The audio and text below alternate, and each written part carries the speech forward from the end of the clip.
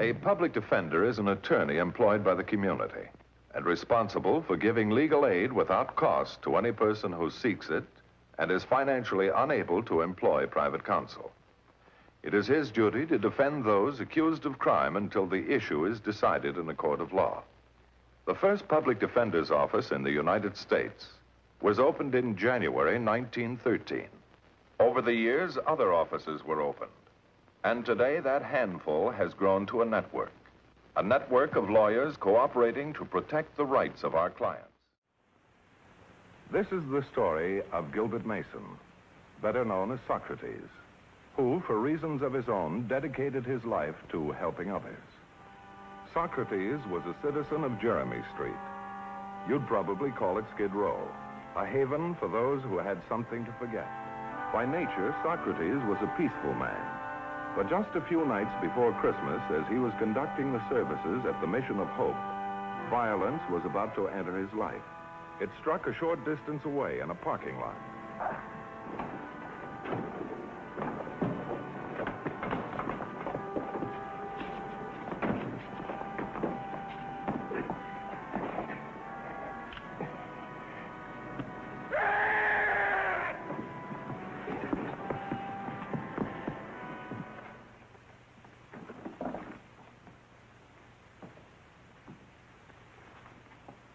Charles, you finish the tree. I want to talk to Dolly. Dolly, where have you been keeping yourself? I haven't seen you in a long time. I've got some lambs, too, out in the back. Can I fix your plate? Oh, no, thanks, Socrates. Just want to talk to you a minute. Oh, well, sit down, son. Sit down. Now then, what's on your mind? Well, I've been thinking a lot about what you've been drumming at me lately. Oh, you mean about leaving Jeremy Street? Mm-hmm. And what have you decided? Well, for one thing, I'm kind of scared. You know, there's more to leaving the street than just walking uptown. The world's nothing to be frightened about, son. It's just full of people like yourself. Now, you don't really believe that. One man did. Over 2,000 years ago, old Socrates said, no evil can happen to a good man, either in life or after death. Yeah, but he never lived on Jeremy Street. That's why I want you to get out, son. Don't stay here. Don't waste all the years before you. I'm not. I'm leaving town tomorrow morning. Oh, why didn't you tell me? You'll never regret this, son. Well, that's not what Marcy said. Marcy? Yeah, I went over there this evening. Just say goodbye. How did she take it? Pretty sore. Said a bum like me keeps tumbling back to the street sooner or later. Marcy's been selling cheap hash down here so long, she's forgotten there's a decent way of life. You know, you're the only guy who ever cared whether I was living or dead. I won't forget you. Thank you, though. Hello, Socrates. Your name Doug Martin? That's right. You're under arrest. Arrest? What for? A man was knifed and robbed. Well, what's that got to do with me? We got a witness who says you did it. A witness? Who? Why, there must be some mistake. He was with Marcy Craig all evening. You can check on it. That's right. That's real interesting. Especially since Miss Craig's the one that blew the whistle on him. Let's go.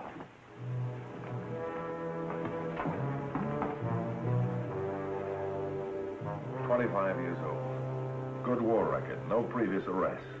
How do guys like you end up in the human trash heap anyway? How does anybody end up anywhere? Somebody gives them a push. I just got pushed the wrong way. I'd like to hear about it. No, it's too old hat. Put you to sleep. I'll listen. All right. Starts out with a pretty girl. Sees a uniform and hears a band. Says she's so much in love she's going crazy. I believed her and I got married. Then came a big day. The day I came home. But since I'd been away, there'd been a lot of bands. Been a lot of uniforms, too. You're right, Martin. It is an old story. But not every soldier lets one bad woman ruin his life. Happened to me twice, remember? Was a woman turned me in on this rap. According to Marcy Craig's statement, you dropped by her place a couple of hours after the robbery. You were frightened. You wanted her to hide you. Well, that's a lie. I was with Marcy all evening. Was there any reason why she'd want to see you in trouble? I don't know. When I first came to the street, she made me alone. I figured we were just friends. Maybe she thought she deserved more for her investment. Where can I find Miss Craig? Well, first you go to the end of the earth. That'll be Jeremy Street. Then just ask. Everybody on the street knows Marcy.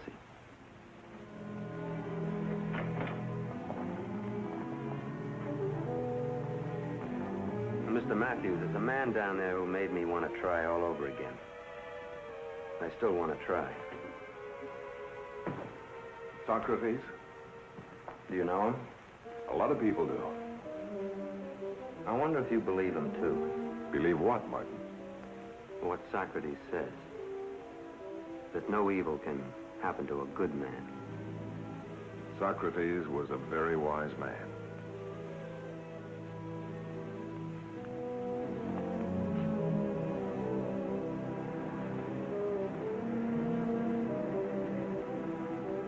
That's why I came. I thought you'd know something that might help.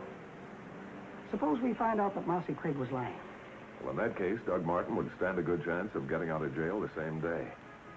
Do you think she was lying? I know she was lying. The point is, we have to prove it. I intend to have a talk with her. Mr. Matthews, I want you to stay off Jeremy Street. What? Well, I know this street pretty well. When strangers start asking questions, even you, people forget the time of day. I'd rather handle this matter by myself. Look, Mr. Matthews, I've never let you down yet, have I? All right. But why are you so interested in this Doug Martin? Because I still think he has a chance to keep his membership in the human race. During the time I've known you, there have been many Doug Martins. A man must have a pretty good reason for giving up his life to help others.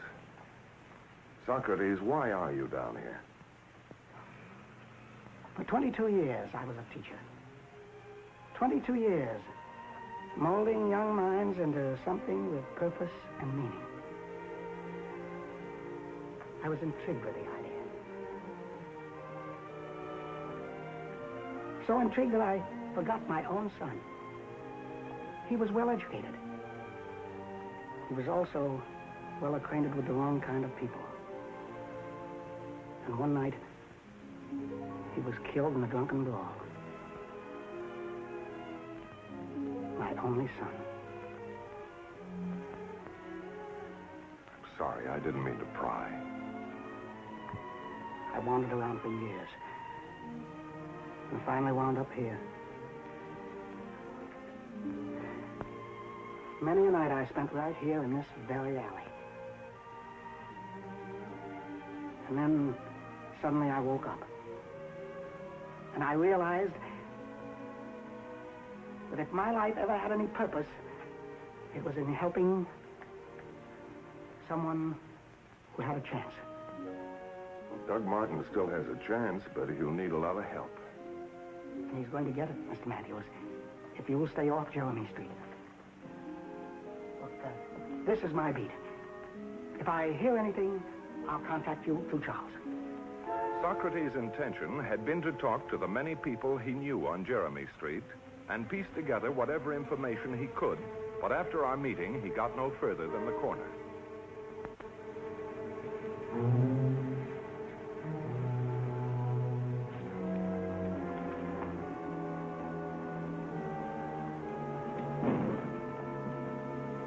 Joe, I was coming out of Marcy's when I seen him talking to a guy. What's so special about that? There was something special about the guy. He's a public defender.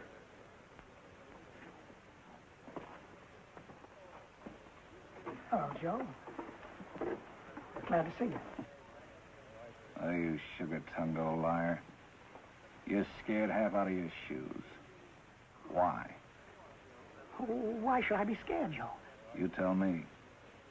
What did you and the public defender have to chat about? Well, as a matter of fact, we were talking about the mission. You see, it's 3 days before Christmas, and we always try to give the congregation a turkey dinner. Only this year, we're suddenly deficient in turkeys. Too bad. And what's that got to do with Matthews? Mr. Matthews is a man of compassion. He offered to donate a turkey. As a matter of fact, maybe you'd like to do the same thing. Me? Yes.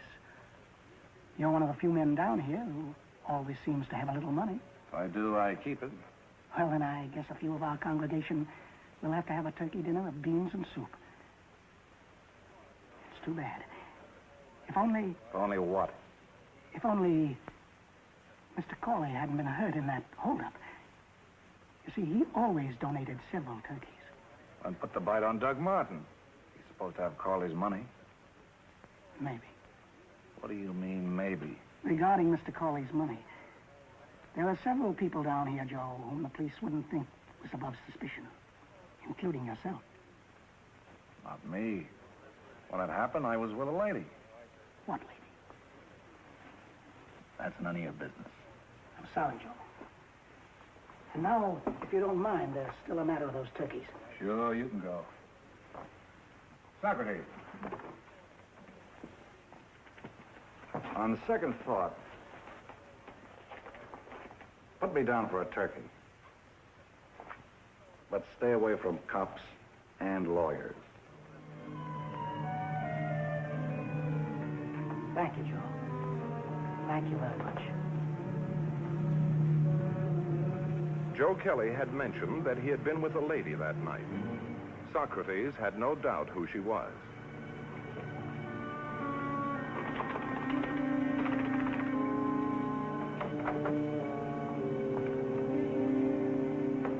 We're closed to customers, and I don't give handouts. Marcy, my dear, my visit has to deal with something much more important than that. Come on. What do you want? A very wonderful author named William Congreve once made a very sage statement. Hell hath no fury like a woman scorned. What are you talking about? To put it in terms of Jeremy Street, Marcy, I think you gave Doug Martin a raw deal. Get out. A young man much too good for you told you he was leaving town. It wounded your affection, to say nothing of your pride. So all you could think of was getting even. Ah, you're crazy. You don't know what you're talking about. Doug told me everything that happened that night, that he was here with you. Doug's lying. I'd kicked him out of my life. I was sick of him. That's very amusing. The only decent thing that ever happened to you, and you wanted to get rid of it. But you didn't, Marcy. You're lying. I'm going to open that door once more, and if you don't walk out, I'm going to yell cop good and loud. Very well. But if you do, remember, perjury is a very serious offense, especially when used to hide a criminal.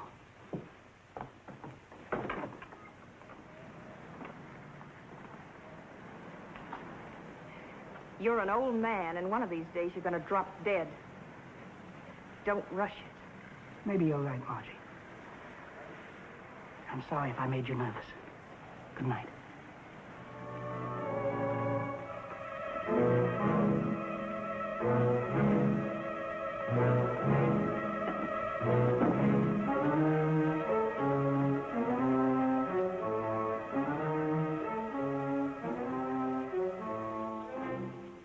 Joe, I got to see you. No, right away. About a guy I want to drop dead. Meanwhile, Socrates knew Marcy's threat against his life was not an idle one, but he was determined to help Doug Martin. Charles, or Dummy as he was called on the street, also went in search of information. Born without the power of speech, his sense of hearing was well developed. Even Joe Kelly's boys were aware of that. Charles! Oh, Charles, are you all right? He's all right, except for a couple of cracked ribs. He wouldn't have had that if Bruce hadn't been drinking. Bruce shouldn't drink. He's not responsible when he does. I hope you're satisfied, beating up a little man who can't talk. Can't talk, maybe. But he's got ears. Big, long ears. If I catch him again trying to listen in, I'll give him a heap more. Why was the dummy listening? When a man can't talk, he has little choice but to listen. Then give him some advice. People on Jeremy Street get nervous easy. Tell him to stick to the mission. It might save his life. Oh, that advice might not look bad on you.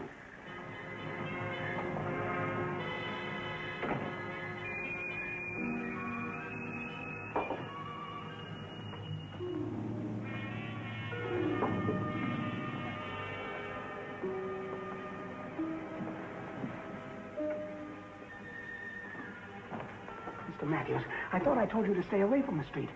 What are you trying to do? I understand you're planning a showdown with Joe Kelly. Not with Joe Kelly. One of his big hoodlums. He's non-compos mentis. But in my own way, I hope to gather some information. I don't like this, Socrates. Joe Kelly is hardly the formula for a long life. In Greece, when the real Socrates was on trial for his life, he told his friends that the difficulty is not in avoiding death, but unrighteousness. For unrighteousness runs faster than death. You know, during the past 12 years, we've developed quite a friendship. Don't let a hoodlum break it up. Take care of yourself, will you? I'll try. If I get any information, I'll contact you through Charles. Neither one of us can waste any time, Socrates. The man Doug is accused of stabbing died tonight. Now the charge against Doug is murder.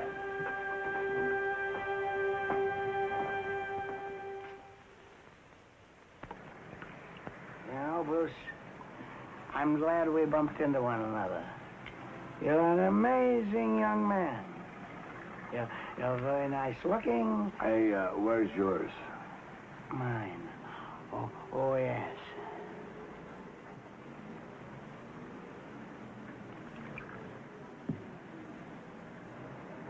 You're very smart sometimes, and other times you're very dumb. What do you mean, dumb? You know, you punished Charles rather severely for listening to other people's conversation. Would you like to hear some of the things he heard? Yeah. They say the trick was done by one of Joe Kelly's boys. In other words, Bruce, you. Me? Yeah. And it's only a question of time before the police will hear about this. They're nuts. There's some logic to their reasoning, though. They say the trick was done with a long knife. You know, you carry rather a long knife yourself. But I didn't use it. I only loaned it. Loaned it? To who? To... Hey, that's a big idea.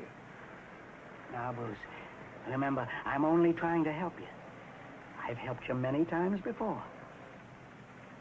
It was supposed to be okay. Joe said it was okay. Marcy was supposed to fix that Patsy good. Casey's got no guts.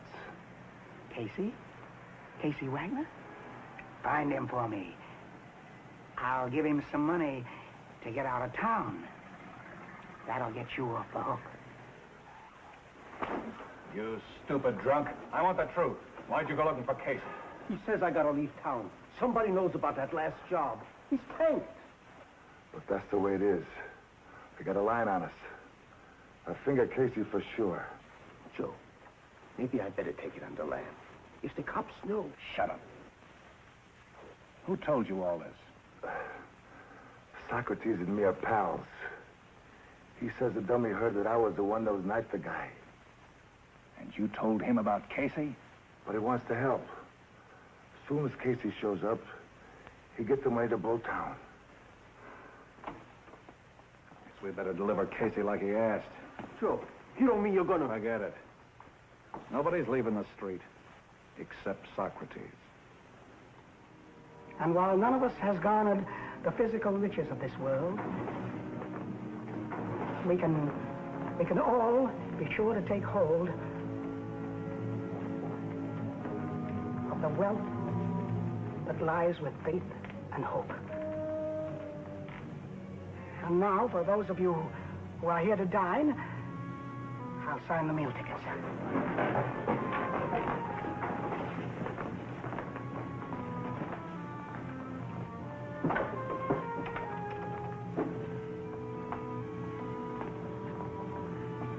Charles, you first. Hello, Bob.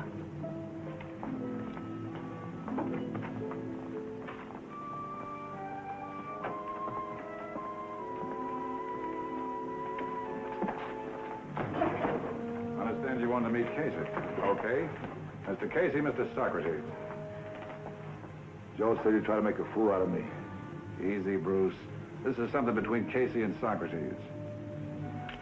You shouldn't try to make a fool out of me. I told you this was between Casey and Socrates.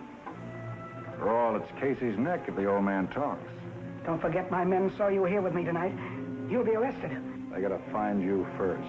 You're right, Joe. You're always right where a knife or a gun is concerned. That's because you're a man of violence. But you'll destroy yourself someday. Men like you usually do. Make it fast. I'll start the car.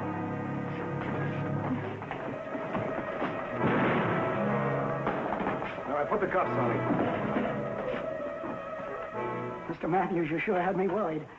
They stood right alongside of me all the time the men were eating. I thought you'd never get here. I called the police as soon as I got your message.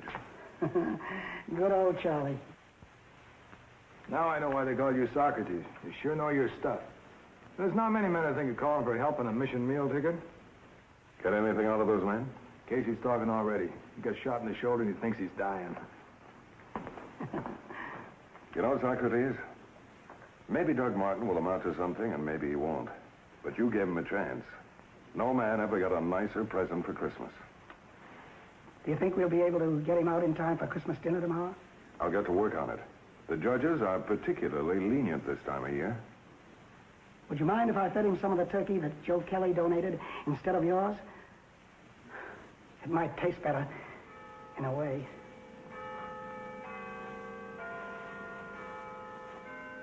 Merry Christmas, Socrates. Merry Christmas to you, Mr. Matthews.